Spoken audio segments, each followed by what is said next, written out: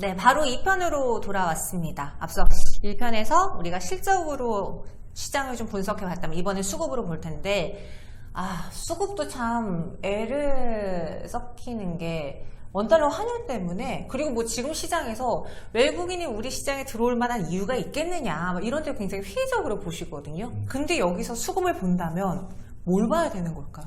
일단 수급 주체가 이제 개인, 네? 외국인 기관이잖아요. 네. 근데 이제 말씀하신 대로 외국인 수급이 돌아온다라는 거는 정말 신흥국 경기 자체가 좀 개선이 되는 시그널들이 나와야 가능성이 있다라고 보고 있고요. 저희가 기댈 곳은 기관 수급이다. 라는 게 사실 지난주 자료 이제 주제였어요. 이번에 기댈 것은 기관이다. 네.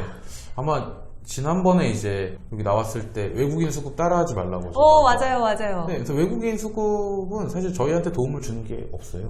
물론 이제 외국인이 사면 코스피 지수가 오르고 네. 뭐 좋을 텐데, 저희가 그런 것들을 확인하고 개인 투자자분들께서 사는 전략 같은 거는 펀트적으로도 성과가 안 좋았다라고 제가 말씀을 드렸고. 너무 뒤늦게 쫓아가서. 그렇죠. 네, 그래서 저희는 이제 증시의 방향성을 판단할 때 정도 외국인의 수급을 관찰을 해야 되지만, 외국인의 수급으로 뭔가 트레이딩 아이디어나 뭐 종목을 스크리닝하는 거는 저는 굉장히 좀 안 좋은 전략이다라고 보고 있습니다.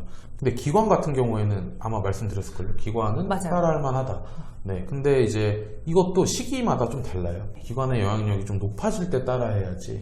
외국인이 예를 들어서 정말 매도세가 거칠게 나오는데 기관 사는 거는 괜찮을까 하고 이제 샀다가 안 되는 경우가 많죠. 왜냐면은 기관이 예를 들어서 100억 샀는데 외국인이 더 200, 밀면서 300억. 팔면은 주가가 안 좋을 수 있으니까요. 근데 이제 어쨌든 연초 이후부터 외국인하고 기관은 어쨌든 시장을 좀 팔고 있거든요. 최근에 조금 사는 모습을 보이고 있긴 하지만.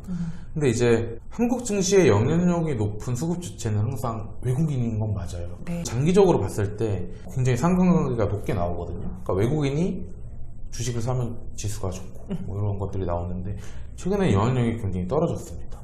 그 이유가 가장 첫 번째는 이미 많이 팔아뒀기 때문이에요. 외국인 지분율, 그러니까 코스피 내에서 외국인이 차지하는 비중이 대략 한 30.8% 정도 되는데, 네. 이게 금융위기 이후에 가장 최저 수준이에요. 그 정도로 많이 팔았구나. 네. 이게 코로나 이후에 아마 계속, 그러니까 미중 무역 갈등 때부터 계속 지속적으로 팔죠. 그럼 몇 년에 걸친 거네요, 지금? 네, 엄청 많이 팔았죠. 네, 그래서 영향력 자체가 좀 많이 줄어들었다라고 저는 판단을 하고 있어요. 정말 글로벌 금융위기가 다시 오지 않는 이상은 지금 레벨에서는 매도세가 더 나올 가능성은 좀 낮죠. 근데 그렇다고 해서 앞에서 말씀드렸듯이 지금 경기 침체라는 단어가 막 나오고 있는데, 신흥국 경기가 특히 문제일 텐데, 이런 부분들이 해소가 되지 않으면은 외국인들이 이제 한국 주식을 세게 살 이유가 없는 상황인 거죠.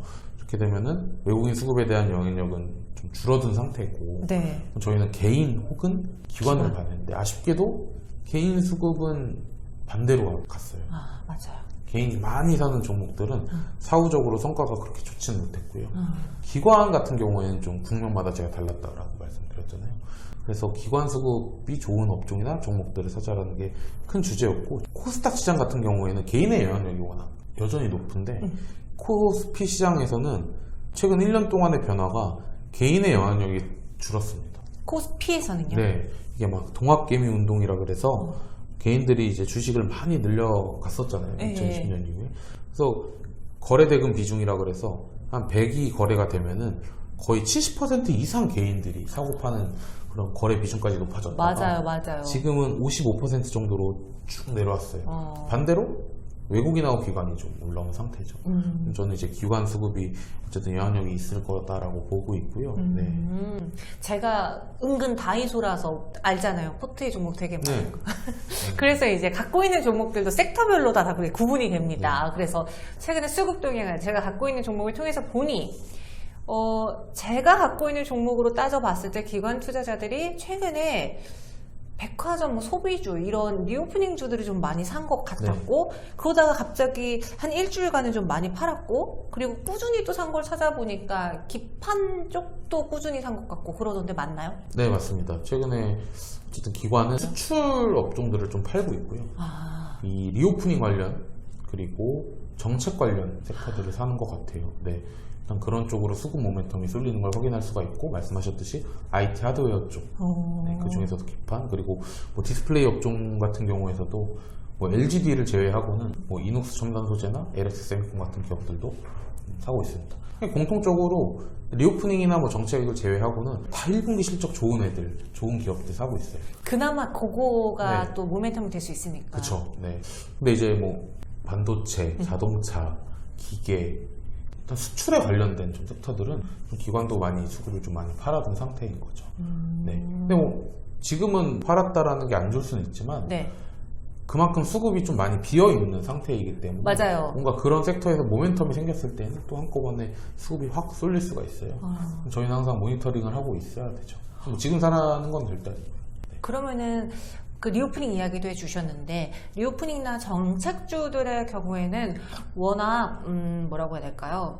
한번 좋아 보일 땐 되게 좋아 보이다가 또 이게 어라 아니네 싶은 맞아요. 순간은 정말 끝없이 쭈쭈쭈 맞아요. 빠지거든요. 그래서 실적이 안 나와서. 네, 그래서 저도 개인적으로 이런 종목들을 매수하고 매도할 때 기준을 뭘로 잡아야 되나가 너무 헷갈렸는데 정책은 너무나 좀 단기간일 것 같고 기관 투자자들은 이 리오프닝을 향한 매수를 조금 당분간 이어갈까요? 아니면은 이제는 좀 매도를 할 때가 됐을까요? 뭐 제가 그분들의 생각을 알 수는 없지만 네, 지금 수출 섹터들의 어닝이나 사실 매크로 환경이 아직 완전히 돌아선 게 아니기 때문에 당분간은 그래도 편안한 섹터가 되지 않을까라고 보고 있어요. 근데 이제 말씀하셨듯이 리오프닝하고 정책 관련 이제 뭐 테마라고 볼 수가 있는데 그 테마의 단점은 상반기에 실적이 안 들어온다는 거예요. 하필 또 공통적으로. 네. 그러니까 상대적으로 좀 오래 저는 캐리한다라는 단어를 많이 써요. 오래 좀 캐리할 수 있는 섹터가 IT 하드웨어인 거죠. 근데 일단 상반기 동안 실적이 좀 받쳐주니까 기관이 팔지 않는 이상은 뭐 주가가 그래도 괜찮지 않을까라고 보고 있어요. 그러니까 2차 전지 같은 경우가 재밌는 게 2020년하고 2021년에 2차 전지 섹터를 주도하는 수급 주체는 외국인이었어요. 네. 외국인이 이렇게 사주면은 쫙 오르는데 최근의 반등은 다 기관이 주도를 했어요. 맞아요. 저는 또 그 중에 한 종목을 갖고 있는데 네. 이라고. 네. 거기는 그 확실히 기관이 좀 사야지 주가가 오르더라고요. 최근 시장이 그렇습니다. 네. 10년 동안의 수익률 상관계수랑 기관 순매수를 계산하면은 마이너스예요, 아직도. 그러니까 10년 동안의 성과는 기관하고 주가 수익률은 반대로 움직였는데 1년 동안은 굉장히 센 양의 상관관계를 보여요. 지금은 그러니까 기관 수급이 붙는 종목이나 업종들은 좀 기회가 있을 수 있다. 그러니까 최대한 기관하고 같이 움직이려고 하시면 될 것 같아요. 그래서 또 당일날 주가가 좀 빠진다. 네. 근데 이제 저희가 뭐 장 종료하고 수급 주체를 다 확인할 수 있지만 장 중에도 확인할 수 있거든요. 잠정치로. HTS 보시면 그럴 때 이제 기관이 왜 갑자기 좀 팔지 하면 좀 비중 줄이시고 이런 식으로 하면은 가장 좀 현실적으로 도움이 되지 않을까라고 보고 있어요. 이건 또 저 개인적으로 궁금한 건데 저는 그냥 이렇게 봤을 때 HTS하고 수급 봤을 때 기관이 한 4, 5거래 연속 매수를 하면은 요때부터 눈여겨보거든요. 근데 그 기관이 사는 걸 볼 때 꾸준히 산다라는 그 기준이 월별로 봐야 되면 주간? 어떻게 보는 게 좋을까요? 이게 월간하고 주간 데이터를 같이 보면은 편하죠. 그러니까 월간 일간은 안 되죠. 일간은. 일간도 충분히 의미가 그래요? 있죠. 네. 그러니까 이 기관마다 좀 달라요, 성향이. 연금 같은 경우에는 예를 들어서 좀 꾸준하게 사는 경향이 있는 기관이고 투신도 좀 꾸준히 사는 편이고요. 근데 금융투자나 뭐 사모펀드 같은 경우에는 매수세가 정말 뭐 일주일에 걸쳐서 끝나는 경우도 있고요.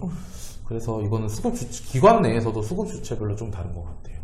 네. 그래서 항상 뭐 순매수 금액이 아니라 그러니까 시가총액 대비로 얼만큼 강도가 세게 들어왔는지.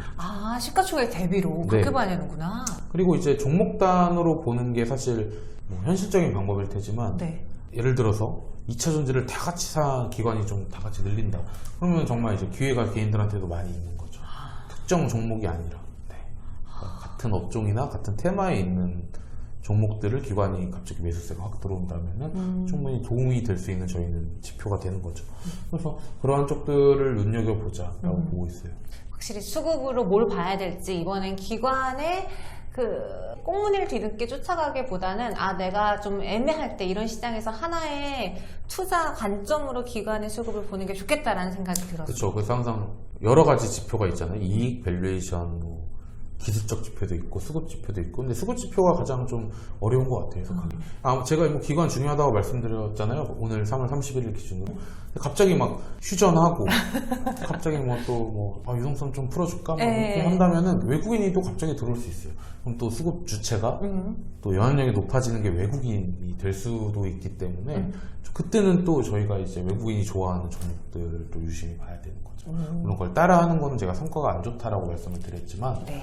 이게 따라한다라는 기준이 외국인이 예를 들어서 한 달 내내 이제 좀 산다라고 하면 저희가 뭐 중간쯤에 들어가면은 그래도 수익률을 충분히 얻을 수 있는 거잖아요. 그렇죠. 네. 네. 그러니까 지금의 수급 주체는 당장에 저는 기관이라고 보고 있어요. 상반기 동안 이럴 가능성이 좀 높다라고 보고 있지만 매크로 상황에 따라서 조금씩 달라질 것 같습니다. 그럼 그 기관들이 뭐 어떤 업종 위주로 현재 사고 있는지 이런 거는 좀 리포트를 통해서 더 알 수 있을까요?